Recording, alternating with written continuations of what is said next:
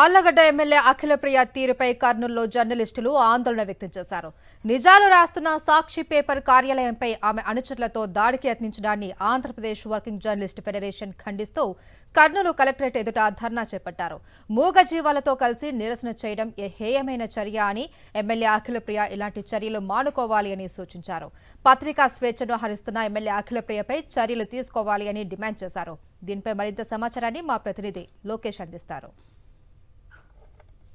సాక్షి కార్యాలయంపై దాడికి పాల్పడిన భూమా అఖిలప్రియను బర్తరఫ్ చేయాలంటూ జర్నలిస్ట్ సంఘాలంతా ఆందోళన చేపట్టారు. ఏదైతే పత్రికా స్వేచ్ఛను హరింపజేసే విధంగా భూమా అఖిలప్రియ పాల్పడుతుందంటూ ఈ యొక్క జర్నలిస్ట్ సంఘాలంతా మండిపడుతున్న పరిస్థితి అయితే కనపడుతుంది. జర్నలిస్ట్ సంఘ నాయకులను వారితో మాట్లాడదాం. ఎట్లా చూడొచ్చు అంటారు? ఈరోజు చూసుకున్నట్లయితే ఒక ఎమ్మెల్యే యొక్క సాక్షి కార్యాలయంపై దాడికి పాల్పడడం ఏ విధంగా చూడొచ్చు అంటారు? ముందుగా చెప్పాలంటే మనం ప్రజాస్వామ్యంలో ఉన్నామా లేకుంటే అరాచక శక్తుల మధ్యన ఉన్నామా అనేది ఈరోజు భయాందోళనకు గురైన విధంగా ఉంది.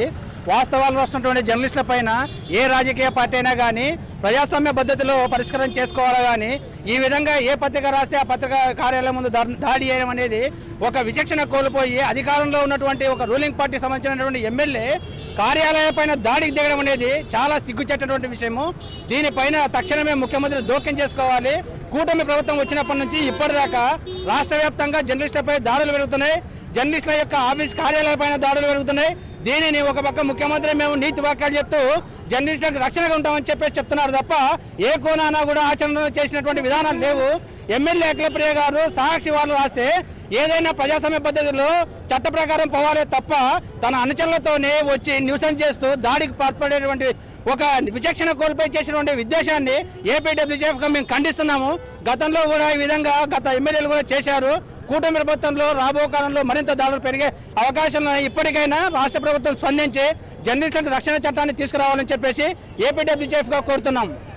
చెప్పండి. అంటే ఈరోజు చూసుకున్నట్లయితే ఈ యొక్క పత్రికా స్వేచ్ఛను హరింపజేసే విధంగా ప్రజాప్రతినిధులు వివరిస్తున్నారా?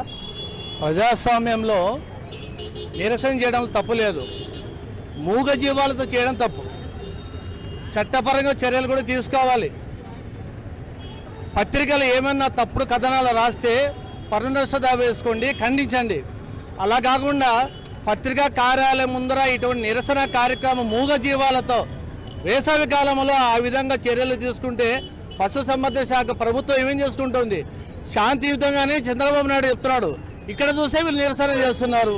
అంటే మనుషుల్ని బలహీనపరచాలి, 4వ స్తంభాన్ని బలహీనపరచాలి, మా ఆధీనంలో తెచ్చుకోవాలనుకుంటే ప్రజలు ఎప్పటికైనా ఆగ్రహానికి గురి చేసుకో తప్పదు. ప్రజాస్వామ్యాన్ని బ్రతికించాల్సిన పాలకులు ఇటువంటి చర్యలు తీసుకోవడం అనేది మంచి పద్ధతి కాదు. ఏదైతే వీళ్ళ భద్రత కూడా కల్పించాలంటే జర్నలిస్ట్ సంఘాలంతా కోరుతున్న పరిస్థితి. ఏదైతే ఇటువంటి నిరసన కార్యక్రమం చేపట్టిన అఖిలప్రియపై ముఖ్యమంత్రి చర్యలు తీసుకోవాలంటూ జర్నలిస్ట్ సంఘాలంతా డిమాండ్ చేస్తున్న పరిస్థితి. కెమెరా శేఖర్తో లోకేష్, సాక్షి, కర్నూలు.